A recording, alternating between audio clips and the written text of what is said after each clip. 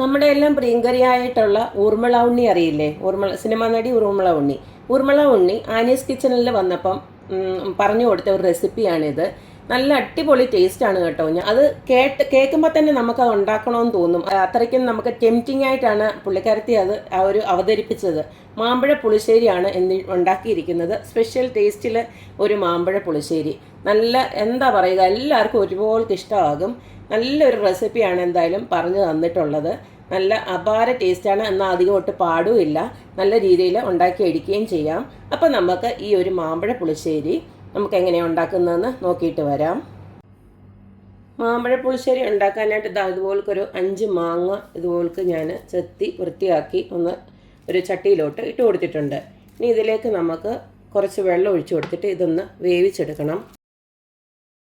മാങ്ങ ഒന്ന് വേവാനുള്ള വെള്ളം ഒഴിച്ചു കൊടുത്ത് വെച്ചാൽ മതി. ഇതിനെ നമുക്കൊന്ന് വേവിച്ചെടുക്കാം. സ്റ്റൗവിലോട്ട് ഞാൻ വെച്ചിട്ടുണ്ട് നമ്മുടെ മാങ്ങ ഒന്ന് വേവാനായിട്ട്. ഇതിനെ അടച്ചു വെച്ചിട്ട് ഒരു 10 മിനിറ്റ് നമുക്കൊന്ന് വേവിച്ചെടുക്കാം.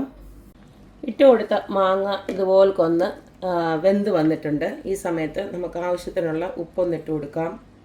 ഞാനിപ്പോൾ ഒരു 1/2 ടീസ്പൂണോളം ഇട്ട് കൊടുക്കുകയാണ്. പിന്നെ നമുക്ക് വേണമെങ്കിൽ ഇട്ട് കൊടുക്കാം. അതുപോലെ തന്നെ ഇതിലേക്ക് ഇനി അടുത്ത് ഒഴിച്ചു കൊടുക്കുന്നത് ശർക്കരപ്പാനിയാണ്. ശർക്കരയുടെ അളവൊന്നും ഞാൻ പറയുന്നില്ല, അത് നമ്മുടെ മധുരം അനുസരിച്ചിട്ട് ഇട്ട് കൊടുക്കുകയാണ്. അടുത്തത് നമ്മളിട്ട് കൊടുക്കാൻ പോകുന്നത് നെയ്യാണ്. നമ്മളങ്ങനെ മാമ്പഴ പുളിശ്ശേരിയിൽ ഇങ്ങനെ വേവിക്കുമ്പോൾ നെയ്യ് ഇട്ട് കൊടുക്കാറില്ല. അപ്പോൾ ഇച്ചിരി നെയ്യോടെ ഇട്ട് കൊടുക്കുകയാണ്. ഈ നെയ്യ് ഈ ഒരു മാങ്ങയിൽ അതൊന്ന് പിടിക്കണം, നെയ്യും നമ്മുടെ ശർക്കരയോടെ. അതാണ് എൻ്റെ കണക്ക്. ഇതിനി നമുക്ക് അടച്ച് വെച്ചിട്ട് വീണ്ടും ഒരു സൈഡേ വെന്തിട്ടുള്ളൂ, ഒരു സൈഡൂടെ ഉള്ളത് വെന്ത് കിട്ടണം. മാങ്ങ നല്ലതായിട്ടൊന്ന് വേവണം. അപ്പോൾ അതുവരെ നമുക്കൊന്ന് വെയിറ്റ് ചെയ്യാം. ഈ ശർക്കര ഒഴിച്ചു കൊടുത്തതും ഈ നെയ്യുടെ മണവും എല്ലാം കൂടെ ഈ മാങ്ങയിലോട്ടൊന്ന് പിടിക്കണം. അതുവരെ നമുക്കൊന്ന് വെയിറ്റ് ചെയ്യാം. അടച്ചു വെക്കാം.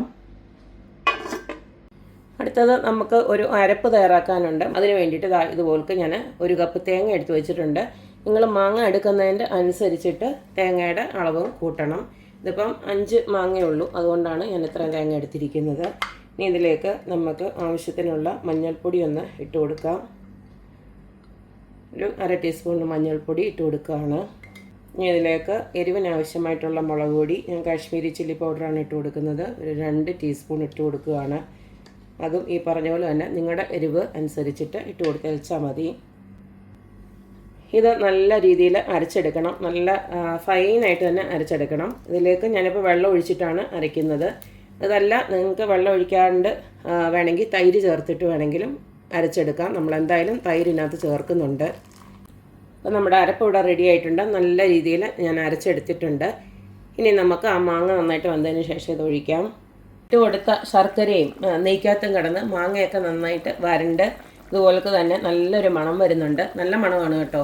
നമ്മൾ പ്രതീക്ഷിക്കുന്ന രീതിയിലല്ല, നമ്മൾ പായസമൊക്കെ ഉണ്ടാക്കുന്ന രീതിയിലുള്ള നല്ലൊരു മണം വരുന്നുണ്ട്. കാരണം ശർക്കരയും ആ നെയ്യോടെല്ലാം ചേർന്നിട്ട് പിന്നെ മാങ്ങയുടെ ആ വേവിൻ്റെ മണവും എല്ലാം കൂടെ ചേർന്ന് നല്ലൊരു മണമാണ്. അപ്പോൾ ഇതുപോലക്ക് ഇപ്പോൾ അറിയാമല്ലോ, കണ്ടു കഴിഞ്ഞാൽ തന്നെ അറിയാം മാങ്ങ വെന്തിട്ടുണ്ട്.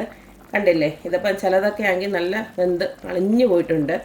കാരണം അതിനകത്തുനിന്ന് വിട്ട് വരാൻ തുടങ്ങിയിട്ടുണ്ട്. അപ്പോൾ ഈ ഒരു സമയത്ത് നമുക്ക് ഈ അരപ്പ് അങ്ങോട്ട് ഒഴിച്ചു കൊടുക്കാം.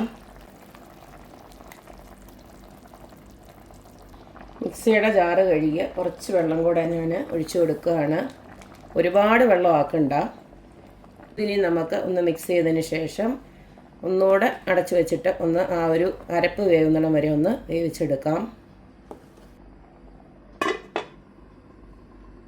ഇനി നമുക്ക് ഒറ്റ കാര്യം കൂടെ ഉള്ളൂ. മാമ്പഴ പുളിശ്ശേരിയിൽ ഒന്ന് കടുക് വറുത്തിടണം. അതൊന്ന് മാങ്ങ ഒന്നുകൂടെ അരപ്പ് വേവുന്ന സമയം കൊണ്ട് നമുക്ക് കടുക് വറുക്കാനായിട്ട് കുറച്ച് നെയ്യിലാണ് കടുക് വറുക്കുന്നത്. സാധാരണ നമ്മൾ വെളിച്ചെണ്ണയിലൊക്കെ അല്ലേ കടുക് വറുക്കുന്നത്. ഇത് നെയ്യിൽ തന്നെ വറക്കണം. നെയ്യൊന്ന് ചൂടായി കഴിയുമ്പോൾ ഇതിലേക്ക് കടുക് ഇട്ട് കൊടുക്കാം. കടുകിൻ്റെ കൂടെ തന്നെ നമുക്ക് കുറച്ച് ഉലുവയും കൂടി ഇട്ട് കൊടുക്കാം, മുഴുവൻ ഉലുവ. കടുകും ഉലുവയും പൊട്ടി വരുമ്പോൾ നമുക്ക് തീ നന്നായിട്ടൊന്ന് കുറച്ച് വെച്ചതിന് ശേഷം ഇതിലേക്ക് കുറച്ച് കറിവേപ്പിലയും അതുപോലെ തന്നെ ഉണക്കമുളക് കൂടെ ഞാൻ ഇട്ട് കൊടുക്കുകയാണ്. അപ്പോൾ കടുക് തണുപ്പ് കഴിഞ്ഞു. ഇതിനി നമുക്ക് ഓഫ് ചെയ്തിട്ട് മാറ്റി വെക്കാം. മാങ്ങയുടെ അരപ്പ് ഇട്ട് കൊടുത്തത് ഇതുപോലെ നല്ല തിളച്ച് റെഡിയായി വന്നിട്ടുണ്ട്. ഈ സമയം നമുക്ക് ഉപ്പൊക്കെ ഒന്ന് നോക്കിയിട്ട് വേണമെങ്കിൽ ഇട്ട് കൊടുക്കാം. ഇതിപ്പോൾ ഞാൻ ഇട്ട് കൊടുത്തിരിക്കുന്ന ഉപ്പൊക്കെ കറക്റ്റാണ്. ഉപ്പും നല്ല എന്താ പറയുക ശർക്കരയുടെ മധുരവും എല്ലാം ഉണ്ട്. അപ്പോൾ ഇനി നമുക്കിനി ഇതിനകത്തിട്ട് ഒരു കാര്യം കൂടെ ഒഴിച്ചു കൊടുക്കാവുള്ളൂ, അതായത് അധികം പുളിയില്ലാത്ത തൈര്. ഇനിയും തൈരൂടെ ഞാൻ ഒന്ന് റെഡിയാക്കി വെച്ചിട്ടുണ്ട്. ഒരു 1.5 കപ്പ് തൈരോളം ഉണ്ട്. അത് ഞാൻ കട്ടയില്ലാതെ ഒന്ന് ഉടച്ചെടുത്തിട്ടുണ്ട്. നമുക്ക് വേണമെങ്കിൽ മിക്സിയിലിട്ട് ജസ്റ്റ് ഒന്ന് അടിച്ചിട്ട് വേണമെങ്കിലും ഇടാം. ഇതോടെ അങ്ങോട്ട് ഒഴിച്ചു കൊടുക്കുകയാണ്. തൈര് ഒഴിച്ചതിന് ശേഷം നമുക്ക് തിളപ്പിക്കുകയൊന്നും വേണ്ട, ജസ്റ്റ് ഒന്ന് ചൂടാവണം, അത്ര തന്നെ ഉള്ളൂ. സിമ്പിളായിട്ട് ചെയ്യാൻ പറ്റുന്നൊരു മാമ്പഴ പുളിശ്ശേരിയാണ്. അതിനകത്ത് അധികം സാധനങ്ങളൊന്നും വേണ്ട താനും. നല്ല ടേസ്റ്റ് ഉണ്ട് താനും. കുറുമള ഉണ്ണി ഈ ആനീസ് കിച്ചണിൽ ഒരു ഷോയ്ക്ക് വന്നപ്പോൾ ഇതുപോലെ പറഞ്ഞു കൊടുത്തതാണ്. ആ റെസിപ്പി ഞാൻ നോക്കിയിട്ട് ഞാനും ആദ്യമായിട്ടാണ് ട്രൈ ചെയ്യുന്നത്. പക്ഷെ നല്ല ടേസ്റ്റ് ഉണ്ട് കേട്ടോ. കാരണം നമ്മൾ ഇടയ്ക്കൊന്ന് ഉപ്പൊക്കെ നോക്കുമല്ലോ, അപ്പോൾ തന്നെ നല്ലൊരു ടേസ്റ്റ് ഉണ്ട്. പൊതുവേ എനിക്ക് പറഞ്ഞ പോലെ മധുരക്കറി എനിക്കധികം ഇഷ്ടമല്ലാത്തതാണ്. പക്ഷേ ഇതിനകത്ത് എരിവും മധുരവും എല്ലാം കൂടെ ചേർന്നിട്ടുള്ള ഒരു, മാത്രമല്ല നെയ്യുടെ നല്ലൊരു ടേസ്റ്റും ഉണ്ട്. ആ നെയ്യോടെ ചേർത്തപ്പോഴത്തേക്ക് ഇതിൻ്റെ ഒരു ടേസ്റ്റ് കൂടിയെന്നാണ് എനിക്ക് തോന്നുന്നത്. അപ്പോൾ എല്ലാവരും ഇതുപോലൊക്കെ ഒന്ന് വെച്ച് നോക്കണം. ഇനി നമുക്ക് കടുക് വറുത്തുകൂടെ ഇങ്ങോട്ട് ചേർത്ത് കൊടുക്കാം.